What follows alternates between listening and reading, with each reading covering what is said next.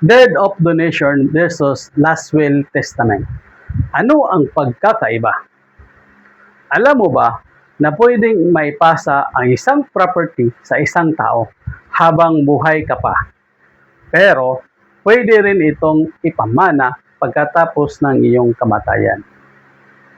Pero ano nga ba ang pinagkaiba ng deed of donation at last will and testament?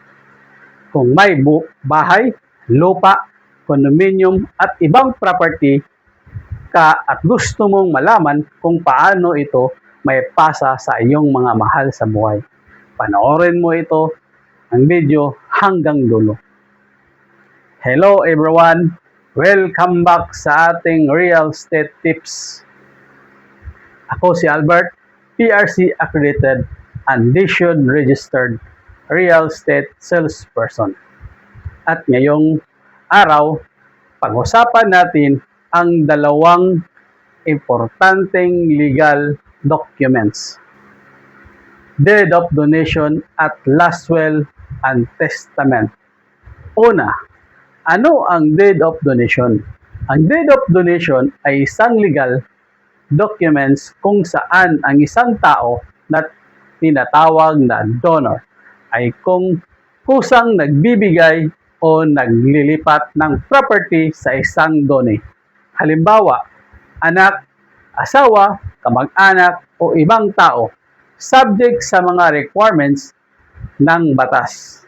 Ang importanteng point dito, donation is generally intended to take effect during the donor's lifetime, subject sa legal requirements at acceptance ng donee. Halimbawa, may isang nanay na may sariling title property. Habang siya ay buhay pa, gusto niyang ibigay ang property sa kanyang anak sa halip na hintayin pa ang kanyang pagpanaw.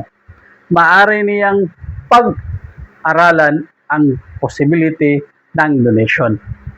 Basta maayos ang documentation, acceptance, taxes, registration at iba pang legal requirements. Pero tandaan, hindi porke may deed of donation, automatic na tapos na ang lahat. Kailangang tingnan ang title, ownership, marital property issues, donors, capacity, acceptance, taxes, registration at kung may restrictions o ibang legal consideration.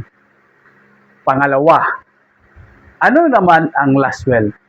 Ang last will testament ay dokumento kung saan ipinapahayag ng isang tao kung paano niya nais ma-dispose o maipabahagi ang kanyang estate. Pagkatapos ng kanyang kamatayan, subject pa rin sa mga requirements at limitation ng law. Ibig sabihin, hindi ito simpleng bigay ko na ngayon. Ang will ay para sa disposition of property upon death at kailangan itong dumaan sa tamang legal process pagkatapos mamatay ang testator. Halimbawa, may father na may bahay at lupa. Gusto niyang maipamana ito sa kanyang mga anak. Ayon sa kanyang wishes, maaari siyang gumawa ng will, ngunit hindi ibig sabihin na pagkapirma niya sa will ay automatic nang nailipat ang title sa mga anak. Pagdating ng panahon, kailangan pa rin sundin ang proper legal process para sa estate. So, ano ang pinag-basic na difference? Deed of donation, transfer gift of property during the donor's lifetime, subject to legal requirements. Last will and testament, instruction for disposition of property that generally take effect upon the testator death, subject and probate and applicable law. Pero may isang very important reminder. Hindi pwedeng gamitin ang will para basta-basta alisin ang rights ng mga taong may legitimate or protected inheritance right under the Philippine law.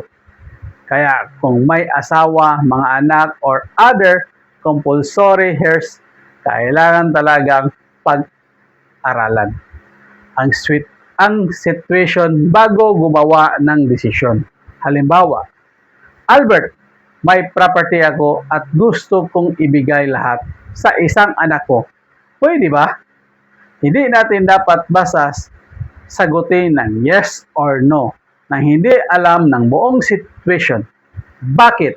Dahil maaring may compulsory heirs, conjugal or community property concern, taxes, existing claims, mortgage, annotation, at iba pang legal considerations. Kaya, kung malaking property ang involved, huwag umasa sa verbal advice lang. Mag-consult sa qualified lawyer or notary at ipacheck ang documents bago pumirma. Donation versus will. Sa simple comparison, donation, gusto kong ibigay ang property habang buhay pa ako at gawin natin ito according to legal requirements. Well, gusto kong sabihin ngayon kung paano ko nais ma-dispose ang aking estate pagkatapos kong mamatay. Pero, parihong may legal requirements at parihong hindi dapat minamadali ang real estate tips kung ikaw ay property owner at iniisip mong ipasa ang iyong property sa anak o ibang beneficiary, huwag agad magpagawa ng documents dahil lang may nakita kang template online. Unang steps, alamin muna kung ano talaga ang ownership status ng property. Check the original certificate of title or transfer certificate of title, tax declaration, marital status ng owner, existing annotations, mortgage, liens, at iba pang relevant documents.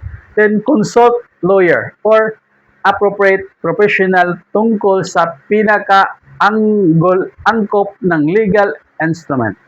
At huwag ding kalimutan ang tax implications. Ang donation at succession ay maaring magkaroon ng tax and registration consequences, kaya kailangang mapacheck ang current rules ng Bureau of Internal Revenue at Registry of Deeds. Bottom line, kung gusto mong ipasa ang property mo sa isang pamilya, huwag isipin na goal lang ay mailipat ang title. Ang mas importanteng tanong ay, paano ko ito gagawin ng legal, malinaw at hindi maging problema sa pamilya future? Dahil ang property na pinaghirapan mong bilhin ay dapat maging legacy, hindi maging dahilan ng family disappointment. Again, tandaan, deed of donation generally transfer by donation during the donor's lifetime subject to legal requirements. Last will and testament expresses your wishes for the disposition of your estate upon death, subject to the law and proper legal proceedings. At dahil bawat family at property situation ay magkakaiba, consult qualified lawyer for legal advice before executing any documents. Kung nakatulong ito sa iyo ang real estate tips na ito, please like, share, follow at subscribe para mas marami pa tayong practical real estate tips. Ako si Albert, PRC accredited and DSUD registered real estate salesperson. Maraming salamat sa panonood. Ingat sa inyong property transaction. At God bless everyone. Disclaimer: General real estate information lamang ang content na ito. Hindi kapalit ng legal advice.